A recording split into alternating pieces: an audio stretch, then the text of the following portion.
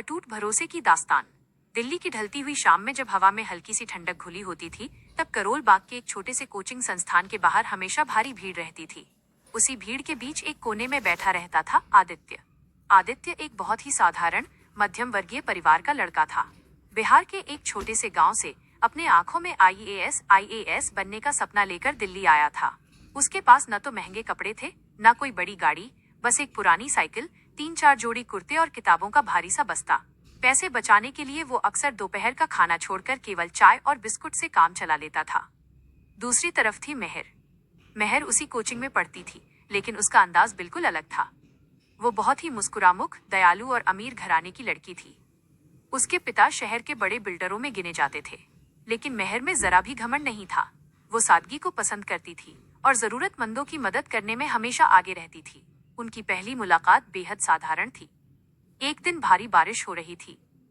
सभी बच्चे कोचिंग के शेड के नीचे खड़े थे। आदित्य अपनी पुरानी फाइलों को बारिश के पानी से बचाने की नाकाम कोशिश कर रहा था। तभी मेहर ने अपनी छतरी उसकी तरफ बढ़ा दी। इन किताबों को भी सूखी जगह की जरूरत है, मेहर ने अपनी बेफिक्र मुस्कान के साथ कहा था। आदित्य ने झिझकते हुए छतरी के नीचे जगह ली। उसने धीरे से कहा, शुक्रिया, ये मेरी पूरी मेहनत के नोट्स हैं, भीग जाते तो सब खत्म हो जाता। बस उसी एक बारिश की शाम से शुरू हुई दोनों की बातचीत। धीरे धीरे चाय की टपरी पर मिलने का सिलसिला शुरू हुआ। आदित्य मेहर को मुश्किल विषयों के सरल नोट्स बनाकर देता और मेहर उसके लिए घर से बनाया हुआ स्वादिष्ट खाना लाती। आदित्य अक्सर मना करता, लेकिन मेहर डांट कर कहती, खाली पेट पढ़ाई नहीं होती आदित्य। और ये कोई एहसान नहीं है, ये एक दोस्त का दूसरे दोस्त के लिए प्यार है। समय के साथ उनकी दोस्ती कब गहरे प्यार में बदल गई, उन्हें पता ही नहीं चला। आदित्य को मेहर की आंखों में अपने लिए सच्चा सम्मान और विश्वास दिखता था। मेहर ने कभी आदित्य की तंगहाली का न तो नजरिया बदला, न ही उसे कभी नीचा महसूस होने दिया। एक दिन जब दोनों इंडिया गेट के सामने बैठे थे, आदित्य ने उदास होकर कहा, मेहर, तुम कहाँ और मैं कहाँ? कभी कभी डर लगता है कि जब मेरी असलियत तुम्हारे सामने पूरी तरह आएगी तो तुम मुझसे दूर तो नहीं हो जाओगी। मेहर ने आदित्य का हाथ अपने दोनों हाथों में लिया, उसकी आंखों में आंखें डालकर बोली, आदित्य, इंसान पैसों से अमीर नहीं होता, अपनी सोच, अपनी मेहनत और अपने चरित्र से होता है। मुझे तुम्हारी जेब के पैसों से प्यार नहीं है, मुझे तुम्हारे उस सपने से प्यार है जो तुम रोज अपनी जागती आंखों से देखते हो। मुझे भरोसा है कि तुम एक दिन बहुत आगे जाओगे। मेहर के इस भरोसे ने आदित्य के अंदर एक नया जुनून भर दिया। लेकिन जिंदगी हमेशा सीधी राह पर नहीं चलती। जब यूपीएससी का फाइनल रिजल्ट आया तो आदित्य का नाम लिस्ट में नहीं था। वह मात्र 4 नंबरों से रह गया था। ये उसका तीसरा प्रयास था। आदित्य पूरी तरह टूट गया। उसके पास दिल्ली में रहने के पैसे खत्म हो चुके थे। मकान मालिक कमरे का किराया मांग रहा था और गांव से पिता की बीमारी की खबर आ गई थी। निराशा के इस काले साए में आदित्य ने दिल्ली छोड़कर गांव वापस लौटने का फैसला कर लिया। उसने मेहर को बिना बताए अपना सामान बांधना शुरू कर दिया। लेकिन मेहर को जब ये बात पता चली तो वो भागती हुई उसके छोटे से कमरे पर पहुंची। कमरे में चारों तरफ बिखरी किताबें और बंधा हुआ बिस्तर देखकर मेहर की आंखों में आंसू आ गए। तुम भाग रहे हो आदित्य? मेहर ने रुंधे हुए गले से पूछा। मैं हार गया हूँ मेहर, आदित्य ने जमीन की तरफ देखते हुए कहा। मेरे पास अब ना हिम्मत बची है न पैसे। तुम्हारे पिता को जब पता चलेगा तो वे कभी एक असफल इंसान के हाथ में अपनी बेटी का हाथ नहीं देंगे। मैं तुम्हें दुख नहीं देना चाहता। मेहर ने आगे बढ़कर आदित्य के चेहरे को थाम लिया। उसने बेहद मजबूती से कहा, हारता वो नहीं है जो गिर जाता है, हारता वो है जो गिरकर उठने से इनकार कर दे। 4 नंबरों का फासला कोई बड़ा फासला नहीं होता आदित्य। अगर तुम्हारे पास पैसे नहीं है तो मैं ट्यूशन पढ़ाऊंगी। अगर तुम्हारे पास रहने की जगह नहीं है तो हम रास्ता निकालेंगे, लेकिन तुम अपना सपना छोड़कर नहीं जाओगे। तुम्हें मेरे प्यार की कसम। मेहर का यह रूप देखकर आदित्य स्तब्ध रह गया। जिस लड़की ने कभी कोई कमी नहीं देखी थी, वो आज उसके सपनों के लिए हर संघर्ष करने को तैयार थी। आदित्य की आंखों से आंसू छलक पड़े। उसने मेहर से वादा किया कि वो हार नहीं मानेगा।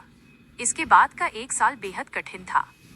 आदित्य ने रात में एक लाइब्रेरी में पार्ट टाइम नौकरी की ताकि अपना खर्च निकाल सके और दिन में 14-14 घंटे पढ़ाई की। मेहर उसके लिए ढाल बनकर खड़ी रही। वो उसकी हिम्मत टूटने पर उसे संभालती, उसकी पढ़ाई का शेड्यूल बनाती और उसकी सेहत का ध्यान रखती। मेहर के घर पर उसकी शादी की बातें चलने लगी थीं। कई बड़े बड़े घरानों से रिश्ते आ रहे थे, लेकिन मेहर हर बार कोई न कोई बहाना बनाकर टाल देती। वो मन ही मन जानती थी कि उसका दिल सिर्फ आदित्य का है और वो केवल उसी की दुल्हन बनेगी। परीक्षा का दिन आया। आदित्य ने अपनी पूरी आत्मा उस परीक्षा में झोंक दी। महीनों के लंबे इंतजार के बाद एक शाम को परिणाम घोषित हुआ। आदित्य का हाथ कांप रहा था। उसने कंप्यूटर स्क्रीन पर अपना रोल नंबर डाला। All India rank 12, AIR 12। Aditya ने अपनी आंखों पर विश्वास नहीं किया। वह IAS बन चुका था। उसने स्क्रीन को बार बार देखा। उसकी सालों की तपस्या, उसकी रात रात भर की पढ़ाई और सबसे बढ़कर मेहर का अटूट भरोसा रंग लाया था। आदित्य तुरंत मेहर के पास पहुंचा। मेहर को जब ये खबर मिली तो वो खुशी से रो पड़ी। दोनों ने एक दूसरे को गले लगा लिया। वो पल सिर्फ सफलता का नहीं, बल्कि उन दोनों के त्याग और सच्चे प्यार की जीत का पल था। अगले ही हफ्ते आदित्य अपने नए पुलिस IAS ऑफिसर के यूनिफॉर्म के साथ हाथ में मिठाइयों का डिब्बा लेकर मेहर के घर पहुंचा। मेहर के पिता ने जब दरवाजा खोला तो सामने एक कड़क, ईमानदार और देश के उच्च प्रशासनिक अधिकारी को पाया। आदित्य ने झुककर मेहर के पिता के पैर छुए और बड़े ही सम्मान के साथ कहा, अंकल, जब मैं कुछ भी नहीं था तब आपकी बेटी ने मुझ पर भरोसा किया। उसने मुझे तब संभाला जब मैं बिखर रहा था। आज मैं देश की सेवा करने के काबिल बना हूँ। मैं आपसे कोई दहेज नहीं मांगने आया हूँ। मैं बस आपकी बेटी का हाथ मांगने आया हूँ। मैं वादा करता हूँ कि पूरी जिंदगी उसे पलकों पर बिठाकर रखूंगा। मेहर के पिता की आंखों में गर्व के आंसू आ गए। वे जानते थे कि आज के जमाने में ऐसा सच्चा, मेहनती और संस्कारी जीवन साथी मिलना कितना मुश्किल है। उन्होंने मुस्कुराते हुए आदित्य को गले से लगा लिया। कुछ महीनों बाद दोनों की शादी बेहद धूमधाम से हुई। शादी के रिसेप्शन में जहां शहर के बड़े बड़े लोग मौजूद थे, आदित्य ने स्टेज पर माइक हाथ में लिया। उसने पूरी महफिल के सामने मेहर का हाथ थामा और कहा, लोग कहते हैं कि हर सफल पुरुष के पीछे एक औरत का हाथ होता है, लेकिन मैं कहता हूँ कि मेरी इस सफलता के पीछे मेहर का अटूट विश्वास था। जब पूरी दुनिया को मुझ पर शक था, तब इसे मुझ पर यकीन था। मेहर मेरी सिर्फ पत्नी नहीं, मेरी प्रेरणा, मेरी ताकत और मेरी सबसे बड़ी जीत है। पूरा हॉल तालियों की गड़गड़ाहट से गूंज उठा। मेहर की आंखों में खुशी की नमी थी। आदित्य ने उसके कान में धीरे से कहा, याद है वो बारिश की पहली छतरी? मेहर ने मुस्कुराते हुए अपना सिर आदित्य के कंधे पर रख दिया और बोली, हाँ, उसी छतरी ने तो हमारी पूरी जिंदगी को छांव दी है। दोनों एक नई, खूबसूरत और खुशहाल जिंदगी की शुरुआत कर चुके थे, जहाँ प्यार सिर्फ एक एहसास नहीं, बल्कि एक दूसरे के सपनों को पूरा करने का सबसे बड़ा जरिया